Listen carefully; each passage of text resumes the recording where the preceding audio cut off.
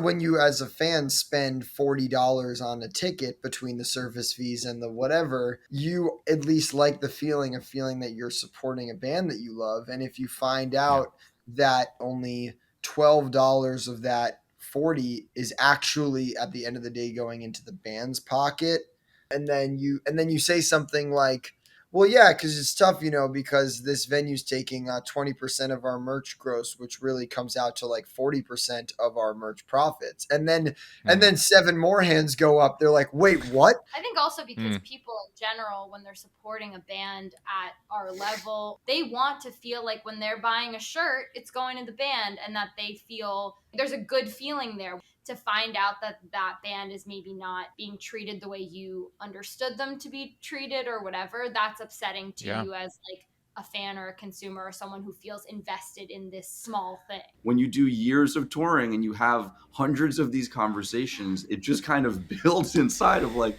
something needs to happen here. Like, we can't keep just doing this forever.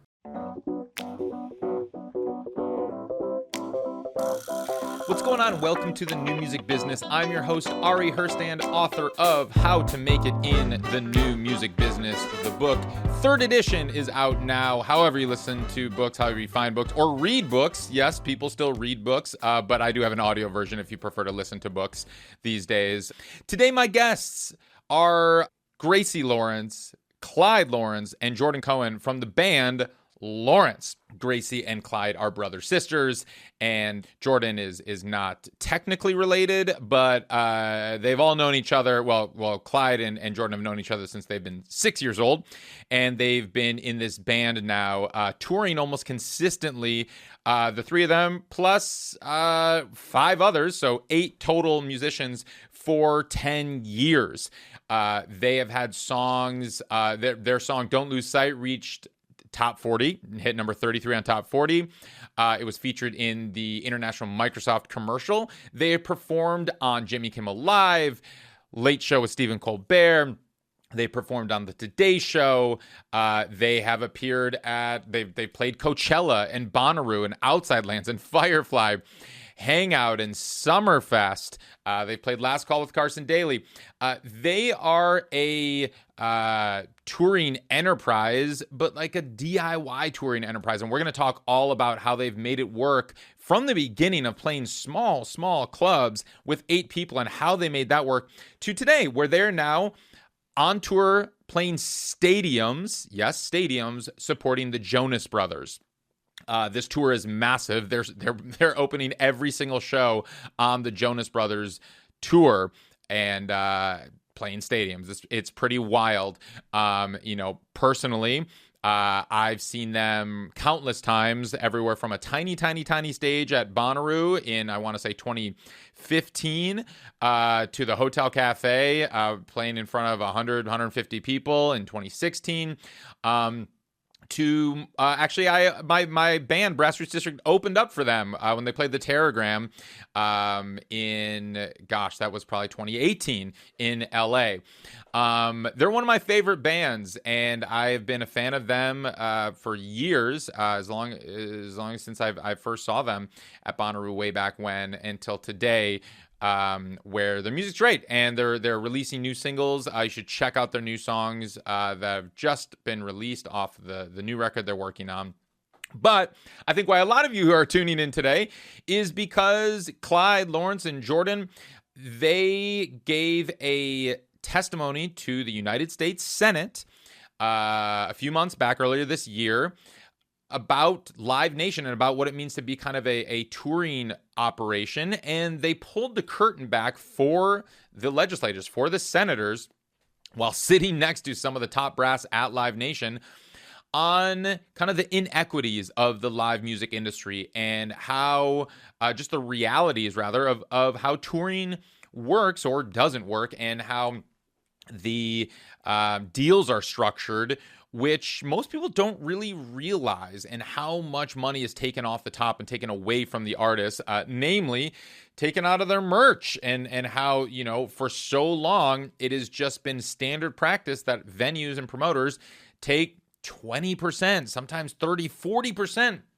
of the artist's merch, which is, for the record, completely unethical and unfair. It's just been a standard practice. Now, the big news of the month is that Live Nation has revealed that this new initiative, this On the Road Again initiative, in partnership with Willie Nelson, that a lot of their small to mid-sized clubs around the U.S. and Canada, there's about 75 of these clubs, they are doing away with merch fees, merch cuts. No longer will they be taking a cut of the artist's merch. And not only that, they will be helping artists cover their tour expenses, offering $1,500 for the headliners and the openers, which is pretty fantastic and pretty incredible, on top of the show compensation. We talk all about how we got here.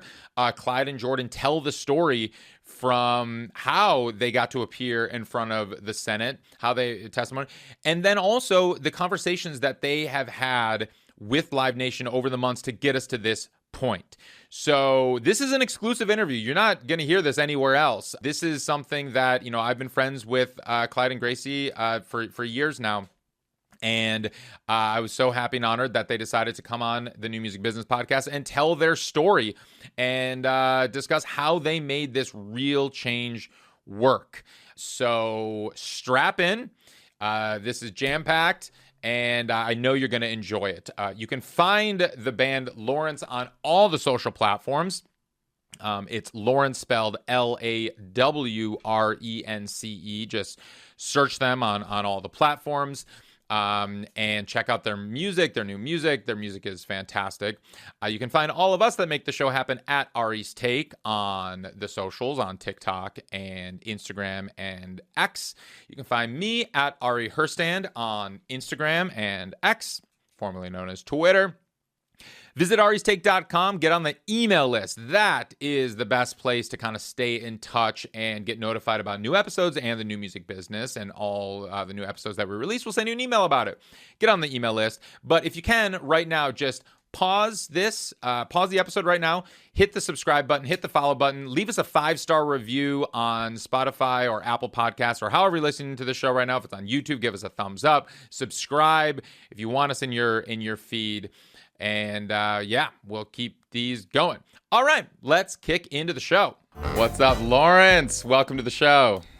Thanks for having us. Yeah, I'm so happy that I get all three of you today. And first off, Gracie, how are you feeling? I saw that you were so sick a few nights ago that you actually had to miss the show. Is that right? Yeah, we're on tour right now, opening for the Jonas Brothers, and it takes a lot to like make me not perform. I think I had food poisoning. It was a rough one. In a moving vehicle, that's probably the thing you want the least, I'd say. Of, like, it's probably the thing that's the most annoying. So yeah, it was not good. I'm okay right now. I'm like I think I'm like exhausted from it, but I'm okay. I performed. How did you guys do the show without Gracie? I mean, is this the first show in the history of Lawrence that didn't have one of the two of you? This is the third show that we've done without Gracie ever. We did one show went on our tour opening for John Bellion without Gracie because she had an acting gig that she couldn't get out of. We had one show opening for Charlie Puth, in which Gracie had COVID. So we've actually had some pretty high profile gigs. And I always just try to like, we make a set list based around the songs that I sing. I give Clyde my clothes and I just say run with it. Yeah, exactly. But for this one, we do have a new single that we recently put out called I'm Confident That I'm Insecure that I have never attempted to sing before, and I did my best to do it, and it was pretty funny. I have a video of it that I'll probably post. Yeah, it's great for the band because it really makes it spiced up. We get to see Clyde trying to do stuff. Yeah, nice. Sweet. I want to see that video. Speaking of, without you also. That's true. Right. They did one. You have? Yeah. Oh shit. So exhausting because we like didn't think through the set list in terms of like transition. So I just was so like I somehow just sang.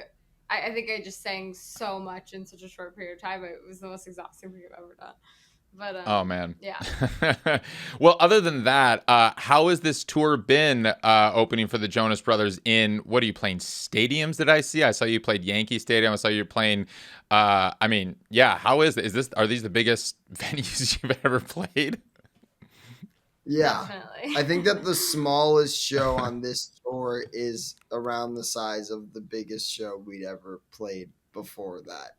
Wow. It's been really epic. I mean, Yeah. it's just crazy to play in front of that many people every night, and hopefully even if a small percentage of them who are brand new to us are like becoming either Lawrence fans or at least intrigued enough by Lawrence to be open to becoming Lawrence fans, then it's great for the band. Mm-hmm. But also just on an experience level, like we're such logistics junkies and such like people that love to like see how things work, and so like, you know, to be able to like see a tour of this scale, I mean, it's really, the Jonas Brothers put on like the most like amazingly high production like arena stadium concert. To be able to just like get an inside look every day on how something like that comes together in a new city every day has just been cool on an Yeah. operational level too.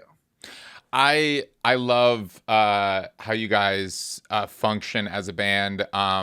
And I love this new docu-series that you're rolling out. I just watched this morning the one you released yesterday on the drunkest show you've ever done, and that was fucking amazing. That was hilarious. And as a Dodgers fan, a hardcore Dodgers fan, I really appreciated how much you trolled the Astros fans and the Houston audience on that, because they are fucking cheaters, and the Dodgers were the ones on the losing end of that stick. Exactly. So I'm like, every time you said that, I'm like, yes, Clyde, get him. I think Totally. the funniest part of that to me is just like drunk Clyde as like an entity. It's just an alternate person, and you don't get like most people when they get drunk, like it's a really bad side of their personality that comes, or some like specific thing. For you, it was like specifically you were just like mad at injustice about in baseball. I was like, wow, it's a very specific. Drunk Yeah. Clyde is very specific. Yeah, you know, just that's what happens, I guess. No, that was fantastic. But also, what I watched another episode where you guys kind of pulled back the curtain on your operations, and it was cool to see. I mean, really how DIY the operation is. I mean, you guys are playing, you know, when you're headlining tours, you're playing sizable rooms. I mean, you know, thousands of people a night in a lot of these cities. To just see how much you guys are so hands-on with it all was actually really inspiring. And someone who, you know, geeks out about, you know, the production and the behind the scenes and just kind of how it all works. Talk a little bit about how your operation functions and works these days. Yeah. Yeah, I mean, I think, you know, we try to operate, we're an 8-piece band and have been the entire time. You know, the three Yeah. of us are just 3 out of 8 people in the band. And so from the beginning, we knew that from a financial standpoint, from a like literal space in a vehicle or in a room standpoint, like that's already a lot of people. You'd never start like a tech startup with 8 people, like Yeah. from the beginning. Like, so we just kind of thought, okay, if we're all going to do this, then we need to all bring a lot of skills to the table. And I think we also really trusted that everyone in the band had a lot of skills. A lot of the things that go into running a band are things that sometimes other bands take on other people for because they don't know how to do those things, but we were just like, we think we can know how to do a lot of these things, from being our own production manager or tour manager or business manager or merch manager or VIP coordinator. You know, those are all tasks that it's just kind of like, oh, like who feels like they can kind of run that. And then we do have a lot of elements of a traditional team. Like we do have management, we do have an agent and a lawyer. Mm-hmm. Those are kind of the main ones that we have. But no even label right now. No label. Well, Wow. we are partnered with John Bellion and his label Beautiful Mind Records, but Okay. that's not a label in a traditional sense. John It's really Bellion, like, your producer of the last couple records and the new yeah, record. well, so I mean, Yeah. I kind of all of our recorded music, we've always kind of self-produced, but always had like another producer that we worked with on it. So like on our first Okay. album, like Eric Krasno produced that album. Mm-hmm. We also like did a lot of the production, but like worked with him on it. And then our Yeah. second album, we had another amazing producer named Eli Cruz. And then for our third album, Hotel TV, we worked with John, and the relationship kind of blossomed beyond just him helping with the music, but to him also just becoming such a like not only such a close friend, but also somebody that got really involved in helping us grow our business and helping us promote ourselves. Mm. And, he's just such a person with so much creativity in the business and, on and off the court, so to speak. So like we signed this label deal with him with his it was a brand new label at the time, Okay. Beautiful Mind Records. But functionally, the band operates independently. It's just kind of us and John against the world vibes. And Yeah. yeah, so everybody in the band kind of has their own different talents that they use to like fill a role that a lot of other bands might be bringing an entire person to do that job on the road. Sure. And we found that it's worked for us. And then of course there are times when you can't, like at a certain point, uh we can't do our own sound while we're on stage, so we need a sound person. So We've thought about it. Yeah. We've thought about how to so we like Soon enough. brought on, yeah, exactly. We brought on an amazing sound person, but probably like later than bands usually would. And now Mhm. like we have an awesome sound person and even their role is more than just doing sound. And then like same thing with lights. At some point we brought on an amazing lighting director, and she's incredible, and she often does more than what just the traditional job of doing lights would be. It's just kind of about adding people to the team with that sort of can-do attitude. So are you touring with 10 people now in a vehicle? Is that kind of what the operation is? It's 12 on a bus. So we're a full bus. Yeah, A it's bus, a tour bus. Oh Real yeah. tour bus. Wow. Is this the Welcome first? to the bus. Have you guys done tour bus tours in the past? Yeah. This is our Okay. third, I think. But this is definitely the longest run on a bus, which is really helpful. Nice. Yeah, in that docu-series I saw, were you guys touring in a Tesla? I was trying to figure out what was happening there because you had No, the guys that were on tour doing the documentary, because on that tour we were 11 people in a van, and that's not including the documentary team, which was like 2 to 3 people. So at Okay. most points they had a separate vehicle that was sometimes just like a rented car or whatever. So yeah, they had That's a Tesla so funny they had a Tesla for a window of time, and I just like rode with them. Sometimes someone from the band would ride in their car, either just for fun or because they wanted to like interview one of us in their car or whatever. Yeah, I saw you were making like little productions on there on the screen there. Yeah, I was so drunk I honestly don't even remember that. But watching that video, I was like, wow, I did a pretty good job with that. Got it. Okay, so you have 12. So other than the 10, with your front of house engineer, your lighting designer, who are the other 2 now? There's 8 of us. Then we have LD. We have front of house. We have a video wall person. I don't know what the technical title for that job is, but someone who's helping us out Cool. on video wall and like helping out in a lot of other capacities.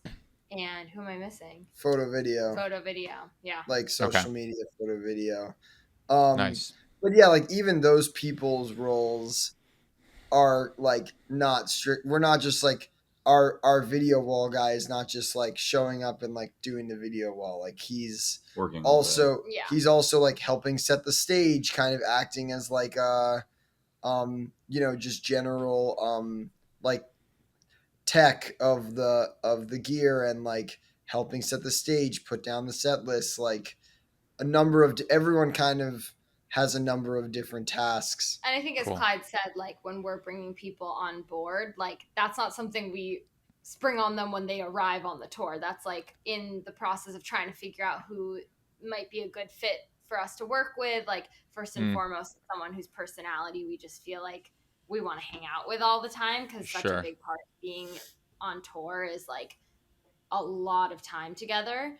But also, you know, in advance of bringing someone on tour, obviously being super upfront with like, the job you do is the job you do. We also tend to be a band that, like, when someone else needs help with something like that, you know, stepping in and helping, is that something you're comfortable with? Is that something you're excited about? Like those kinds of things.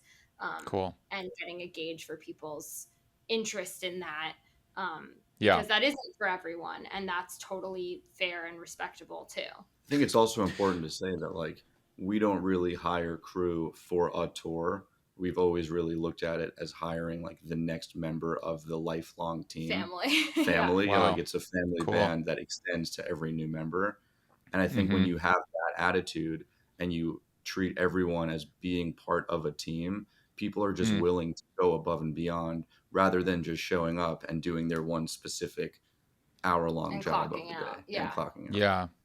Well, and that's a really great point, and I appreciate you mentioning that, because I mean, you know, I know your guys' history for a while. I've been following you and you know, friends for a while, but for people that aren't as familiar, it's fascinating to me, I think, that all 8 of you have kind of been there since the beginning.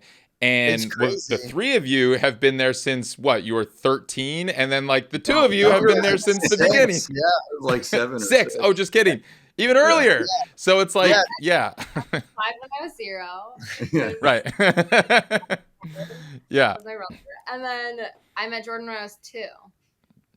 Yeah. Wow. I don't remember it. I used to see Gracie running around as a 2-year-old trying to sing, and I'm like, one day, kid, keep it up. I forced Jordan and Clyde to listen to me. I actually remember this. Sing the entire Christina Aguilera. Yep, that first Christina album. Aguilera album. Like I'd be like before I could like speak, I'd be like, guys, like I'd be like, sit down. We're like and just then, trying to play Xbox. Yeah. This is amazing. So, well, but to speak to that a little bit, because that's really unique that you have a band of 8 people that one has lasted this long. And that, you know, and it speaks to a lot, you might not use this word, but it speaks to a lot of the culture of the operation and kind of the enterprise is just like that you've maintained this tightly knit group of 8. I mean, most people don't stick in jobs this long, let alone, you know, and the fact that you guys, and this is one of the most grueling professions on planet Earth, and you've been able to make it work for this long with 8 people. Yeah, it is pretty cool. I often cite it as like one of the biggest points of pride for me and us as a band, I think. And you know, like, what if you had asked me 10 years ago if that same group of 8 people would still be going now, I'd be like, I really hope so, but like, you know, life happens, who knows. And like the fact that it has worked out that way is like definitely by design, to your point, and like speaks to culture, but also like speaks to each individual person like putting in a lot of work to make it be something that still works for them. But yeah, I mean, so Gracie and I are siblings. Jordan we've known since we were little kids. Our drummer Sam was someone that I went to like middle school, high school with, and then to college with as well. And then he was a little bit older than me, so I met him in middle school jazz band. And I met him then too, but I was just a bunch of years younger. Right. Yeah, we met him when we were both in middle school, and then we were in high school together, and then he went to Brown, and then I went to Brown a couple of years later, and he was still there. And then through him, I met a few of his friends that then became members of the band. And then I met a couple other guys that were in the band. So everybody was the latest entrance to the band. We were actually just talking about this because we just hit the 10-year anniversary. Remember, you were on your phone. You were like, oh, what was 10 years ago today? We just hit the 10-year anniversary of the first show that our most recently entered band member played, if that makes sense. And Like, who's that? yeah. I think it was Karsh. Yeah. Karsh's first show Karsh. as our bassist was like exactly 10 years ago to the day, like a couple weeks Wow. ago. And so every band member has been in this band for at least 10 years, essentially. Wow. And there are, That's in so college, we had some crazy. other people that, like, you know, like we had like multiple different people that knew all the drum parts or the bass parts because, you know, if someone had like a essay or something, then like Right. I could just text everyone and be like, who's free. So to Yeah. shout out to all those other awesome people that were part of like the broader collective of it for those first couple Sure. of years. But every single member of this 8-person group has been a part of it for over 10 years now. And I'm And- only 18, so that's like crazy. Yeah. Right. But so it's but I mean it also like speak a little bit more to because you know most people don't see how the meat is made and the fact that all 8 of you are wearing several different hats and have since the beginning. I mean, just from my vantage point, that seems to me the only way that you could possibly make something like this work with so many people. I mean, I honestly have no idea how you made it work in the early days with 8 people playing. Like I saw you guys at the Hotel Cafe, which is in, if people don't know, in LA, 185 cap room back in. Actually, I remember the day because it was the day that Trump won the election or something. The day after. Crazy. That It was fun. fucking nuts. And Grace, you wore your nasty woman t-shirt on, and it was a fucking crazy day. It was a whirlwind. Yeah. So wild. Because everyone was just like an alternate reality and an alternate universe there. But like you're playing small rooms like that. How did you make it work then with 8 people? Well, we started, our gigs in college basements, and those Okay. are not venues, and they're Yeah. also probably like fire hazards and absolutely not fit for 8 people to perform, let alone one, really. Yeah. So I think that we kind of cut our teeth, so to speak, in those environments where like just learn how to be as engaging of a performer. You learn how to perform in ridiculous conditions that are not conducive to necessarily sounding good, but learning how to try to sound the best in those kinds of rooms. Very limited space, but still learning how to take up the space that you can. So I think like a lot of very valuable lessons were learned in those first few years of just playing shows while I was in high school and Clyde was in college. And then we pretty much directly took those skills learned and applied them as soon as we hit the road the following year, really. As soon as we both graduated, as soon as I graduated from high school and Clyde graduated from college, we made our first album and started touring pretty immediately. So those skills were directly transferable. And as Clyde said, it was the same group of people that had been playing those college shows that came to do, the tour. So there was a lot of that background. I think that that's like the answer about like how we made it work from a like putting on good shows level. There's a few different levels in which you can answer your question. There's like also like as you said, like the band camaraderie and culture level, which is like how do you, and I think that that is honestly the same answer that it is now, which is just like having really good systems for communication and like transparency and comfort and trust within the band. Like I think that we've always tried to create really well structured like kind of like systems. We're very like systems oriented. Like, what happens if someone misses a show? Like, do they just not get paid for that show? But what if that show is the highest paying one and they actually couldn't make it? Like, that's unfair. So, okay, why don't we aggregate all the monies over the course of a show and pay it out according to however many of the shows you made? Like, we come up with tons of systems and have these documents that are almost like a constitution of the band's operating agreement. Cool. and they're not actually formal contracts, but like we all have abided by them for years and amended them when new like edge cases come up where it's like, oh, this is kind of a specific case we didn't think of. Let's amend our system for that, So I think that kind of thing is like part of the culture of it that allows it to work from the beginning and up through now. And acknowledge that like each person, that like there's fairness and we want to be fair to everyone, but that there are like specific ways in which different people operate in different ways, and that constitution has to account for that. For example, I can't literally physically carry as heavy of a bag, so an Uber might be necessary for me to be whatever, like those kinds of things are taken into account for the fairness and the well-being of everyone in the band. And then there's like the financial aspect, which might also be a question of like, how as 8 people did we literally tour? Yes. And I mean, the answer is like, we had like no costs. Like literally we had like almost no costs. Like, because we all did all of the things. No one was had getting to eat. paid. Yeah. So no one. Yeah. So like we had like the cost of like eating. Did we mention you're not allowed to eat in our band? Yeah. I just mean like that's part of the Constitution. Right. There was like practically no cost of touring that we would normally have. We were just talking about this. We literally pretty much didn't rent a hotel room. Like book a hotel room for the entire first year and a half of us touring.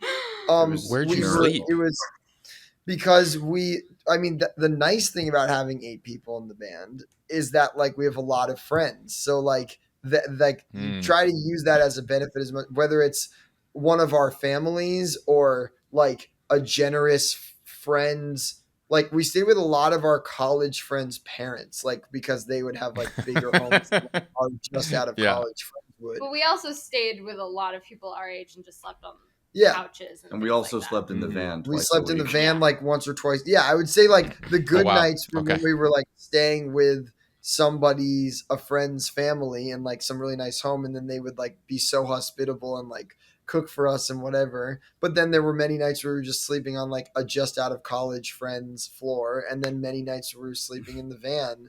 And that was kind of that.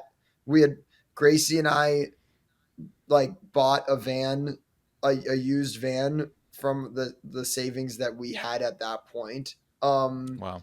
And so gas and people's food, we paid out like I think we paid out a $20 a day per diem to everybody in the band, which was like in advance against any profits. So like, and then and which there weren't any profits for the first year, maybe plus. And then almost everyone in the band had found other jobs that they were able to make. No one in the band was making a living off of the touring for the first couple of years. Everybody found other jobs, whether it was like tutoring, giving lessons, freelance, remote software engineering work. Someone was like writing grants for a nonprofit. Thankfully, everyone in the band is like super smart and capable and was able to find ways to do it. Jordan was playing tons of weddings whenever we weren't on tour, teaching. So it was a mix of like finding jobs that allowed people to have other sources of income. I also think that style of touring, like, obviously the conversation around mental health has progressed in a great way over the past few years.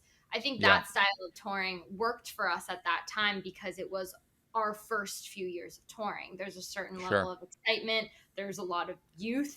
There's a lot of energy and sort of willingness to, for lack of a less Gen Z term, like send it. And, and like, I think that, if that was perhaps still the way we were touring 10 years in, that would be really tough. And I'm sure we would have really hard conversations about, mentally, how can we make this better for ourselves? Physically, how can we make this better for ourselves? Fortunately, we're not in that exact position and we're not having to have those exact conversations. But I think like that was also reminiscent of a specific time and place in all of our lives that we kind of had a mutual enthusiasm and willingness for that kind of touring. And we also didn't tour as back to back. We had significant breaks, I would say, in between our touring periods. But or like, you know, a few weeks I don't off. really think of it that way, but maybe we did. I mean, I just think we had time. I wouldn't say that we toured for like an entire year. I would say that we had chunks of time off. And but nice. And Jordan, you've been tour managing since the beginning until present day. Is that been the case for 10 years? I think I was at the very, very first 2 weeks. Did it the first. Right. Like via me on the ground. Yeah. It was, How did you learn to do this? Where did you and how has it evolved over the years? On the job training? Okay. Yeah. How has it evolved over the years? Essentially, there's no rule book. There's no guidelines. There's no standard practices. And every day is kind of a new, exciting, terrible day. I kind of live and thrive off of the dealing with whatever the day might throw my way. How has it grown? I mean, in a real sense, I think that's something that's really nice is that as you grow in a band, people start to kind of listen to you a little more. Like you have more say in how the day is going to run. In the early days, it's literally like, here's when you're showing up. You tell me what I need to know. And they say, yep, show up at 4. You'll have a 12-minute sound check and no one will be here. Have fun. And then as you grow, you're able to say we need 3 hours of sound checking time. We need dressing rooms, make sure it has X, Y, Z. For our headlining tours. Sure. In terms of stage and production, we're able to kind of make some demands in which some of them get met, which is nice. I often and as a, this is just a byproduct of our band and culture. We're super, super organized when it comes to tour management. And most venues are honestly shocked at the level of nuance and granularity that I expect them to be able to give me information. And then I have a high standard of expecting each venue to actually stand by their words. Which often leads to many arguments and many late night, as you saw in the documentary, just stressful moments right before this.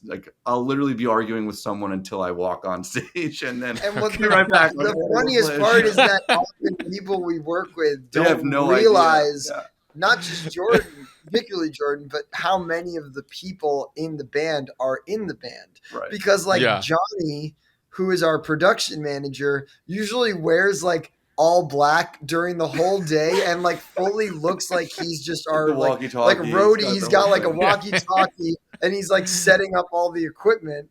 And then he's talking to all the stagehands the way a production manager would. And then it's right before, and then same with Jordan. He's talking about the logistics of the day. Often everyone's all right, we got to go get on stage. And people don't even realize that these guys are in the band, which is the funniest thing. Yeah. That's always a fun. That's fantastic. Which this is a nice natural segue. I mean, as you know, because you guys are so involved in the business operations of everything, and you are so detail oriented and granular with how kind of the deals are structured and all of that. I mean, I was watching in the documentary kind of how there was one show where you were charged $500 for a production manager who didn't show, and you're there, and then so a lot of people are listening right now because of your Senate testimony, and the big news of the week, of course, is that Live Nation has done away with merch fees for about 75 of their small to mid-level venues, which is huge. I mean, this is such a sea change, and I think it took a lot of people by surprise because there's a lot of grievances in the music industry just across the board, and very rarely does something actually happen that actually helps real musicians in a real way. And this happened, and it's being celebrated, across the industry. I think a lot of us are still in shock that this actually went down.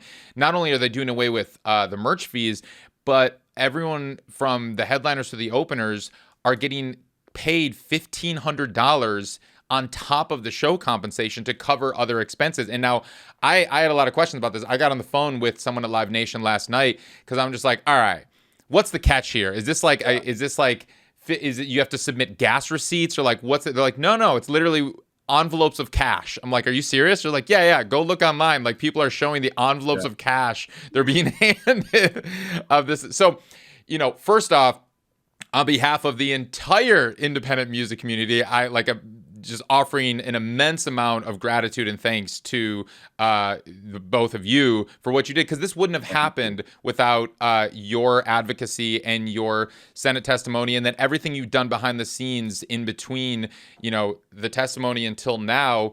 Talk a little bit about the journey of how you started with the grievances in the green rooms of we're being charged for this and that, and they're not here, and what this is absurd, to today and this incredible deal. Yeah, first of all, thank you. That's like so nice, and it's so cool to see these changes finally happening. I think kind of what we were just saying, like Clyde and I walk into every settlement of a show, meaning like after the show happens, time to get paid, time to look at the paperwork and talk it over. We walk in and we're like so thorough in a way that most artists maybe aren't, because they're outsourcing tour management to people that are like not part of the team, and they're being paid to do a million things, and this is just one of them. I think that's a really critical part of it, is like re-examining the responsibilities of the tour manager at the club level. Yeah. Tour manager is often a person that is like a really great can-do spirit, hands-on attitude with not necessarily a ton of experience. And even if they do have a ton of experience, it might be in like the logistics of making the show happen, not on pouring through the details of a settlement that they actually don't stand to gain or lose if the money's right or not. Yeah. So we'll, in these settlement rooms, very often just be seeing things that on the face of it seem to be like unfair, and we'll have really like often pleasant conversations with staff, venue representatives, discussing like, why is it this way? Why is this the system? How did we get here?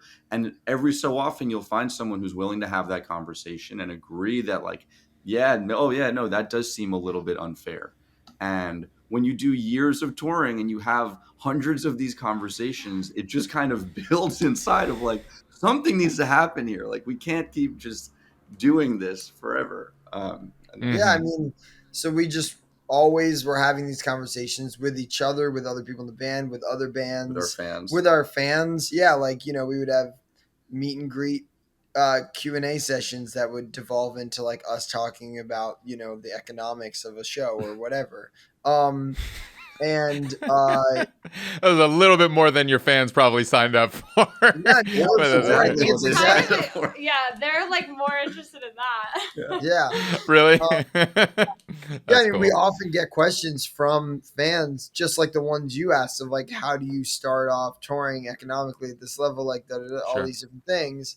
And then you say something like, well, yeah, because it's tough, because this venue's taking 20% of our merch gross, which really comes out to like 40% of our merch profits. And then 7 more hands go up. They're like, wait, what? Like, people, like, when you start to tell them some of the numbers, people start to like really be interested, whether they're a musician or not. I think also because people in general, when they're supporting a band at our level, or they feel like they've gotten in on the ground level, they want to feel like when they're buying a shirt, it's going to the band, and that they feel like there's a good feeling there. When you find something early, when you feel like it's your secret, to find out that that band is maybe not being treated the way you understood them to be treated or whatever, that's upsetting to you as like a fan or a consumer or someone who feels invested in this small thing. Also, when you as a fan spend $40 on a ticket between the service fees and the whatever,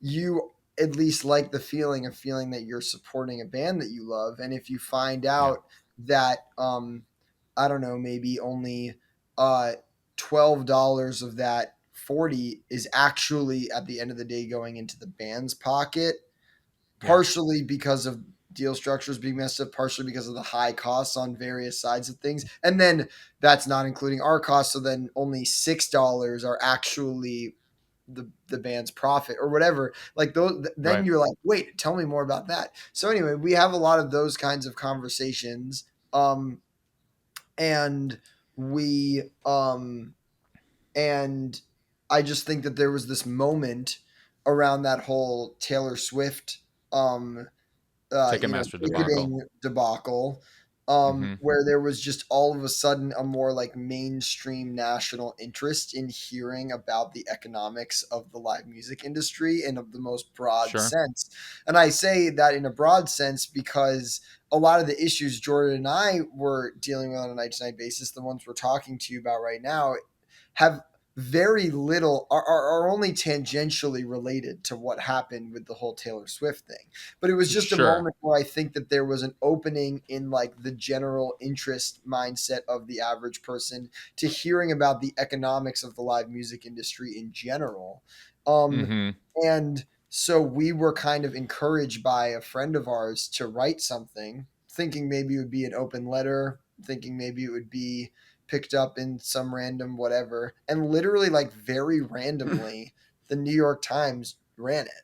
And then that was like, whoa, okay, this is about to be like a whole different ball game. Like literally it was like it went from literally being like, oh yeah, like if we like the way this turns out, we know our fans think that we care a lot about this, like maybe we'll post it on socials, blah blah blah blah blah, to like literally me getting an email being like, hey, this is the head of New York Times editorial, read your piece from a friend of a friend. We'd love to run this like in the next week. And then like so it was literally that. So then it's like, so then that came out.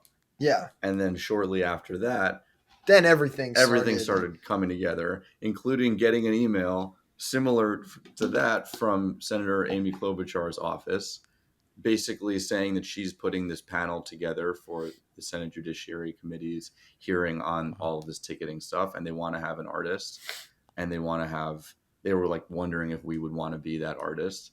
And it just kept like in those weeks and months, everything just kept leveling up in intensity. You really, I've said this to people before, but like you really come to understand how a person becomes like that guy that's on every news channel, because literally it was just like in the days leading up to and right after the Senate testimony or the Live Nation op-ed, it was like CNN, NBC, CBS, like all the different things being like, do you want to come do a 5-minute talking? And it's like, you really are like, oh, like I get, like, I don't know. It was just one of those moments where it was like, this is how this happens. This is how this happens. We could be on like every, and then it's like, do we want to do that? Like, like what is the benefit? Do we want to be choosy about what we're saying? Like, how, like, are we going to just be, what's the goal? Yeah, exactly. Then it became like, what's the goal? And the goal is to create change. If we can. And so then we talk in front of the Senate again, like totally don't know what that's going to be like, but it turns out to like literally go viral on TikTok. And like, we're told in advance, and I think Amy Klobuchar has even mentioned this like publicly, like we were kind of told in advance, like, yeah, we wanted to have an artist perspective. So like you guys be on the panel, but no one's probably going to really ask you any questions. They're going to spend 90% of their time on the Live Nation guy and And then of course we're getting asked a million questions because everyone wants to talk to the artist and all the senators want, you know, probably a like fun video of like them conversing with an indie artist. What you said was very interesting and compelling and perhaps unexpected to them, I think, in a way that probably made them gear their question slightly differently. It's the same as what I said about the VIP meet and greets. You know, I start talking about some of the economics of this. All of a sudden people are like, wait, what? Like, I have a question. So literally, like, we're taking all these questions. By far the most spread clips from the whole event are the ones of us doing our thing. And so it's just like this crazy snowball thing where it's like really none of this was like part of some big calculated plan. But then again, there's a whole new round of like opportunities to talk to press about it. Like, okay, what's the goal? And then it balloons into like opportunities to talk to other government powers about it. And pursue that route. And then it turns into opportunities to talk in a more serious way to Live Nation directly about it, in which we're like really given an opportunity to like voice not only the things that we wanted to say that were directly related to this Senate hearing. Because again, this Senate hearing was still about consumer ticketing issues. So we were kind of trying to Trojan horse as many of our like artist advocacy issues into that. Not that we don't care about consumer ticketing issues. Sure. But then like, through that, given a chance to actually sit down with Live Nation in a non-Senate setting in a more undefined period of time and air all of our concerns whether or not they're related to the issue of the moment. And then, I think that we kind of just spoke about a number of things, had a number of continued conversations, and it became clear very quickly that this merch issue was one that we were really being heard on. I think that it became clear immediately that, like, not to say that they're not open to some of the other things that we have brought up, and hopefully those, these programs will expand and we're continuing our conversations with them. But from the get-go, it was like, oh, the merch thing. Yeah, no. Yeah. Let's figure that out. That was kind of the tone. Yeah. Which was honestly like they're in this one epic meeting that we had right on the heels of all of this craziness. It was really nice. Like we had, again, like it was a big, long, undefined amount of time with some pretty high up people at Live Nation, which was the first time we had ever had the opportunity to like be heard out on that level. And we were met with like a lot of listening and like appreciating our concerns and agreeing with us on a few of these things, including the merch thing that like ultimately led us to this point, kind of, in the last 6 months of working with them. I think so much of their business is these super high level artists and high level concerts. And so I think that, like, honestly, not to say they weren't paying attention, but I think that it's like, I just think that like a lot of the people making the biggest decisions there are understandably focused on like not the club level economics as much for artists. Like not to say that they're not thinking about that, and they're obviously thinking about it on their own end. And the thing is that the margins at the club level are razor thin for everybody. But yeah, I think that like there was almost a sense of like we're coming in with all of these issues that club level artists are facing, and it was sort of just like a moment of them being like, okay, yeah, like let's just try to fix some of these issues. Like that was honestly the tone. Like, okay, yeah, like fair enough. Yeah. And then where did the sorry, keep going. No, go ahead. Where did the $1,500 per artist come from? Did you guys discuss that, or was that as much of a shock to you as it was to everybody else? The specifics of that were not really something that we were involved in, but we were very much kind of illuminating the issues that like in these deals, all of the venue expenses are always covered and none of the artist expenses are covered. That was kind of the main point that we were bringing to the table. And we, suggested some solutions, in which this is one of them. But I think there are other things that can be happening industry wide to help alleviate that pain. But yeah, they kind of took that pain point and ran with it to this specific program. We definitely like brought up on our, we literally, I mean, we have a list of bullet points, and definitely one of them was like both like messaging and financial acknowledgement of the artist's costs in the form of some type of reimbursement. Because obviously artists can sometimes have guarantees, but at small clubs, those are often not even enough to cover their costs. And that money's commissioned by a whole litany of people. So yeah, I think that was And for the openers, I mean, you know, it's it's no secret that a lot of openers, especially first to three openers or something like that, might be getting paid a couple $100 to open the show. Literally $100, $200, $300 to open a show in front of, you know, 800 people or something like that. So like going from making $200 to making $1,700 Is for the that what show, that's a huge is the difference. current thing that's happening that openers and headliners are each Yeah. getting $1,500? Wow. Got it. That's honestly, That's not to what be we totally had. honest with you, that's Slightly different. when we spoke with Live Nation about what the program was going to be, it wasn't exactly that. So that's really Yeah. amazing to hear if that's what it has evolved into. It was Yeah, not it yeah. was the same. The numbers were a little different, but it's super Now, cool. the other thing is you know, all of this is incredible, and the fact, and it's really nice to hear kind of the behind the scenes of just like that you were heard and that you brought these grievances, and like you said, venue expenses are always covered and artist expenses are never really discussed and never part of that conversation. So the fact that they are they not only heard that, but they're addressing it, you know, now there's a lot of naysayers out there. I don't know if you've seen the commentary, especially from kind of the independent venue associations, namely like NIVA, National Independent Venue Association, and some of these other independent venues that are like, well, this is a move by Live Nation to just push out and put out of business the independent venues, and then once all their competition's out of business, then they're going to go back to their own ways. What would you say to that?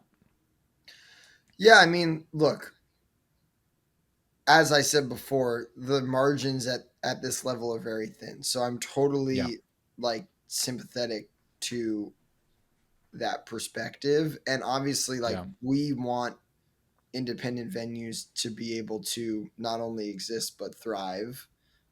We also want artists to be able to exist and thrive. And it's really hard because you're trying to fit a square peg into a round hole as far as, you know, having everybody that deserves to make a comfortable living doing this amazing thing, which is putting on club level shows. But we want all of that. And like, we look forward to or hope that there's an opportunity for us to like come up with ideas for how to make positive change for the economics of independent club level venues. Yes. But I don't think that the solution is clinging on to what feels like a not totally good policy from like a philosophical standpoint. Like, I think that that's a really interesting conversation to be had, but I think that getting rid of artist merch cuts at the club level is the right thing to do. And I don't think that Live Nation should be discouraged from doing that. Like, as to what their motives are, look, like, Jordan and I have had a number of conversations with them in which, to our ear, they're interested in solving some of the problems that small level artists are having right now, and like, they're able to make that change. Like, that's you know, hopefully this program is permanent, and that is exactly like how that proves to be. So it's such a complicated issue, obviously, but the only thing I feel confident in is that them getting rid of artist merch cuts is good and something to be celebrated. Yes. That's kind of like, absolutely. Let's go from that agreement and move forward and hear everybody's concerns. Well, and that's the thing, is just like, I think we all agree that merch cuts, artist merch cuts, are unethical, and they if we're not getting a cut of the bar, then the venue and the promoter should not be getting a cut of the merch. It's pretty understood that just makes a lot of sense. That's just conceptually just makes sense. And so, you know, I took in response to a lot of these independent venues or people saying, well, like Live Nation's motives are X, Y, and Z. I'm like, regardless, I mean, yes, we're in a capitalist society. They're a massive multi-billion-dollar corporation, blah, blah, blah, blah, blah. I don't trust them. Fine. Nobody, you know, whatever. But that doesn't negate the fact that they are doing something really, really good in the right direction and making strides, and that hopefully will inspire every other venue, independent, major, whatever, to do what's right, and that is to do away with merch cuts. And just like, no matter how, it turns out, like, that just is the right thing to do. Yeah, they're just doing the right. Yeah, like that's exactly. We've had our conversations with the people there. Everyone might have every artist might have their own relationship with Live Nation. Sure. And by that I mean Live Nation, the corporation as a concept, Live Nation as a collective of individual people that you've met throughout your career. Because if you're a touring artist, you have a relationship with some set of people that represent Live Nation. Certainly, our relationship with both the corporation and the people that make it up has evolved. So everyone's going to have their own different opinions about their level of what they think the reasoning is. But I think it boils down to what you just said, which is like, let's not stop a company from doing a thing that really benefits artists and is the right thing to do right now. Absolutely.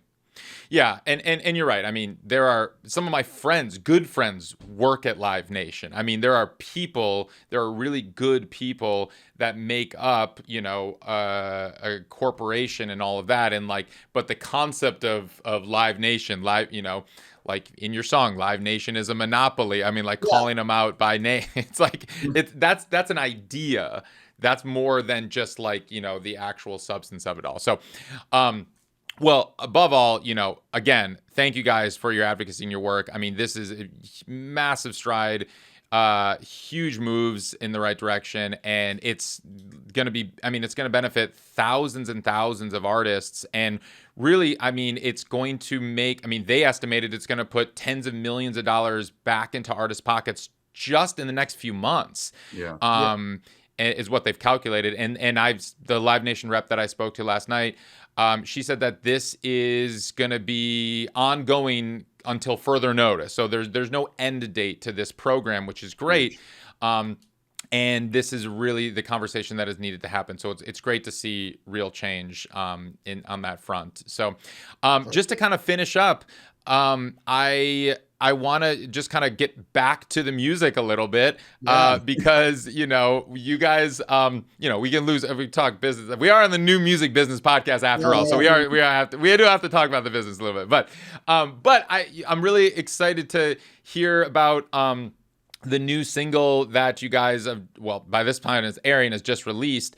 And just to talk a little bit about I'm Confident That I'm Insecure, the previous single. Now, the version that you put out of I'm Confident That I'm Insecure, you kind of call it the I saw the video, which was fantastic, the kind of acoustic-ish version and all of that, which is super fun. Is this part of is this the version that's going to be the version, and is this part of the rollout for the new album? And talk about that, and then talk about the new single. Yeah, I mean, well, the official song's been out for, I guess, a little over a month, right? 6 weeks or something like that.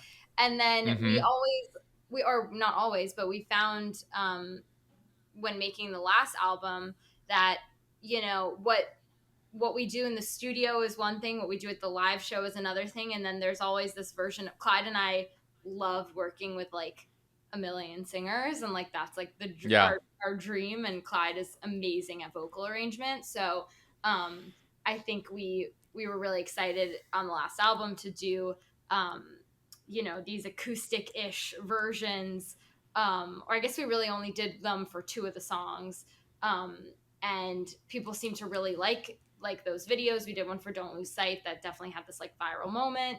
And then when we were just starting working on this batch of new music and released I'm Confident That I'm Insecure, we thought it would be really fun to do an acoustic-ish version of that song that felt really different than the studio recording, and just kind of gave people a different lens into the song and featured our favorite singers and friends. So I mean, I think we'll continue making those kinds of videos, and maybe one day they'll have a home somewhere on something that's released. But that version is on Spotify also, or anywhere you listen to music, as well as the official. That song is it means a lot to, I think, all of us. I wrote that, the beginnings of it, in like the pandemic, in a particularly low moment mentally, and brought like the first half of the song to Clyde and was just like, what do you think about this? You know, I'm struggling with this feeling of like insecurity in my life, even though I'm a seemingly like confident and outgoing person given my job. And I thought it was a cool idea to play with like confidence and insecurity in the same song, whereas usually we only hear about like one end of that spectrum and don't hold both realities in the same song or piece or mindset. And I think I often oscillate between both within one sentence. So I liked the idea of playing with that, and Clyde really liked what I had written, and we just kind of finished the song and worked with Jordan and Johnny, who's the other producer in our band, and John Bellion, and there's that song. And I love the line in the afternoon, I'm a rising Pisces and a fucked up moon. That's my favorite. That's my favorite part. It's a great line. Thank you. Yeah, I think like that song's a good example of the ways in which we try to like infuse our songs with a lot of comedy and humor, and like talk about things that are, you know, important to us, but from a perspective that's not necessarily so heavy-handed or overly saccharine or overly sad, just kind of conversationally, as if you were writing it in your diary or talking to a friend. So that's sort of cool. And then we do have, by the time this is out, we will have not released probably, but announced the upcoming release of our new single 23, which is one that we're really excited about. It's another song featuring Gracie on lead vocals. Which but we usually will have many songs. Usually we try to go back and forth between like ones, but this one felt like a really good one to release right now. So we're doing a rare back-to-back Gracie lead vocal. Swearing them out, you know? Yeah. It's a fun one. And part of the reason why we wanted to release it is because we've been playing it live. Not on this tour, but a number of times on our like previous headline shows. And so our fans know about it. They're excited for it. I think it's fun. I think like I think it's a really, really like fun song that feels like Lawrence, but also has some like slightly different feeling like production in a way that I think will be cool for this song and is really cool. I also think it might be our most succinctly written pop song ever. What do you mean, like how like fast? It took what us, is that?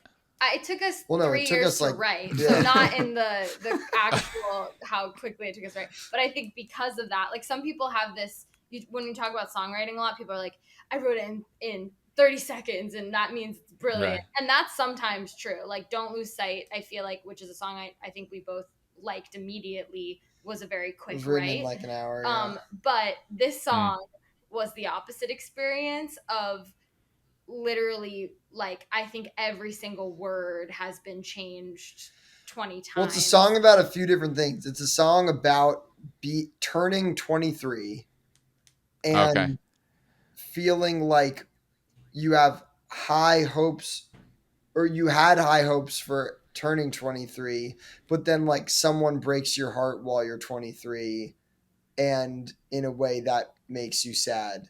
And that's sort of like, so it's like it's right, like that's kind of what it's about. It's about getting broken up with while you're 23, and it was like, how much do we want to talk about the breakup versus just the age. Like we could focus verse, you know, when you have those precious moments in your verse to like tell some story. Are we telling a story about what it's like to be 23? Are we needing to like set up the character of like this relationship that you're in that's getting broken up?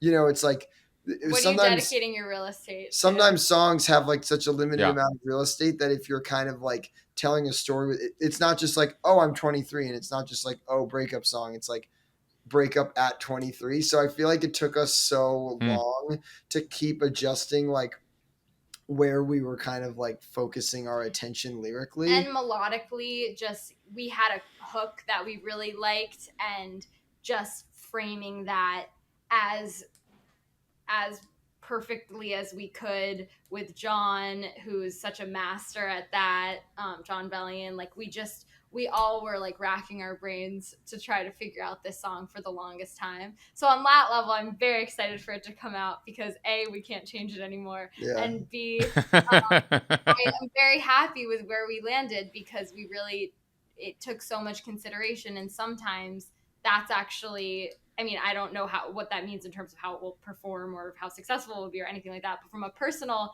success level, I'm really happy with where it landed, and sometimes that does take 3 years to get to. Jordan did have the idea at some point when we were making it of like putting out an EP that's just like 5 different versions of the same song because we couldn't decide.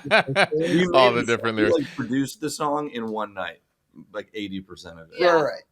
3 years The ago. chorus. Oh wow, the final version. I had Yeah. written a full version of this song 3 years ago. And we were like, this is so good. We need to save And it was this. right at the tail end of us Right, we finishing could have put it Hotel on TV. Hotel TV, but Yeah. we were like, Hotel- it's yeah. so good, we got to save it for the next one. And then we just over the last 3 years have, Tinkered. like I said, tinkered with every beat. But it's better now, So I think. So you're telling me that the song is not about Michael Jordan? That's what you're saying. Draw your own You can- You know conclusion. Or what? is it about? We don't talk about what our songs are about Yeah. because Okay, all right.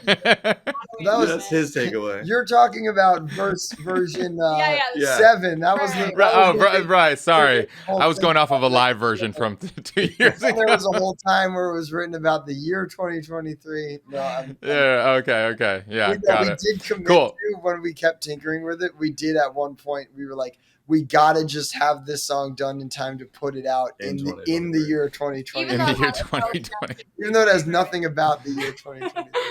Yeah.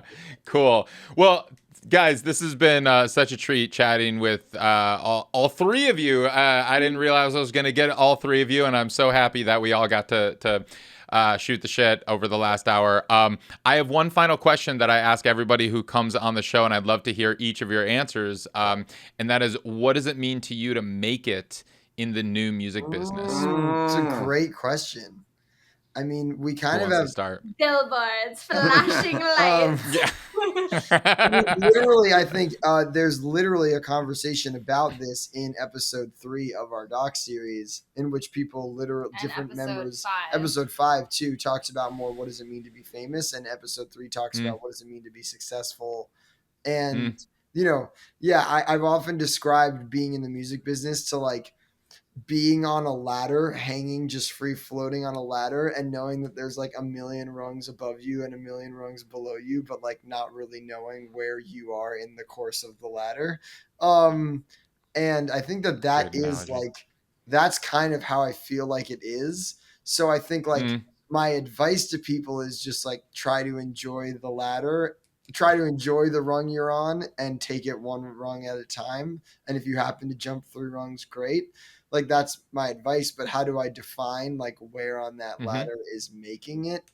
I think like for me, it's always been at like being able to make exactly the music that I want to make, not compromise my artistic or operational values, like having the band culture be exactly what we want it to be, all those things being paramount, and being able to make a good living doing it while not sacrificing any of that. Like, to me, making an even better living but sacrificing a bunch of that would be less making it to me than keeping all of that, keeping everything what I want it to be, and then making a living doing that.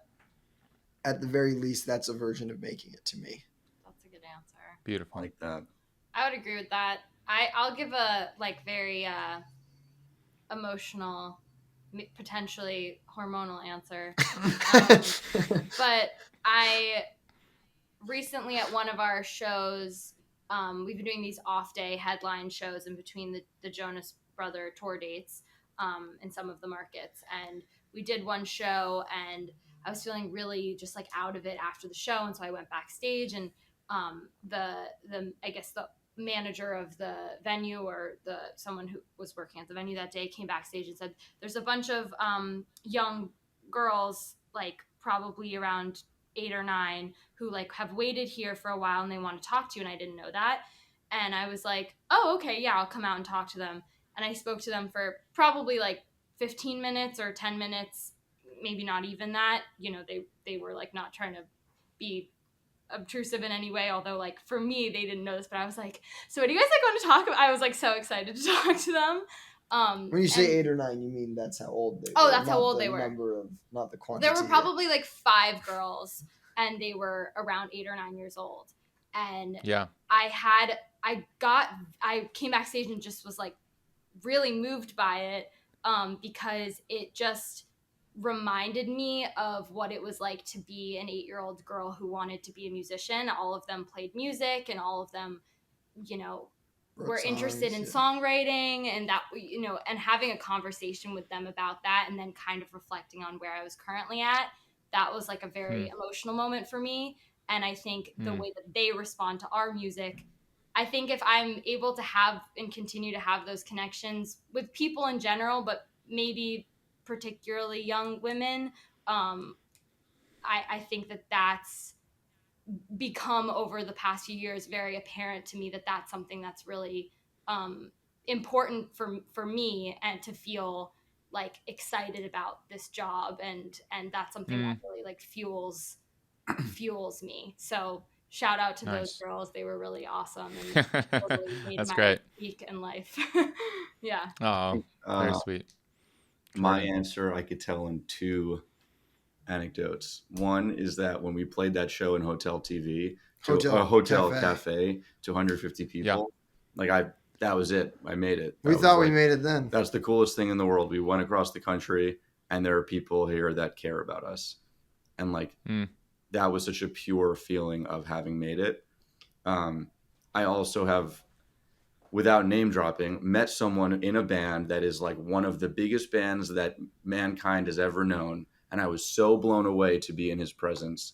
And he was like, "Oh, where are you from?" I said, "New York." And he said, "We're playing the MetLife Stadium. You got to come. You got to buy tickets. We need to sell tickets." And he was selling me so hard on and I was like, "Dude, you're in the biggest band ever, like my favorite band, and you're still doing this hustle of like needing to sell tickets."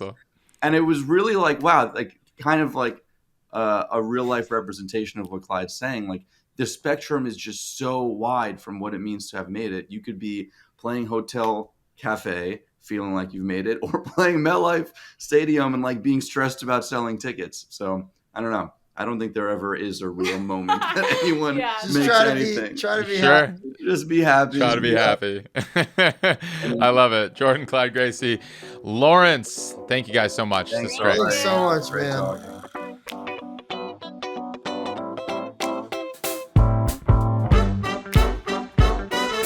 Today's episode was edited by Mikey Evans with music by Grassroots District and produced by all the great people at Ari's Take.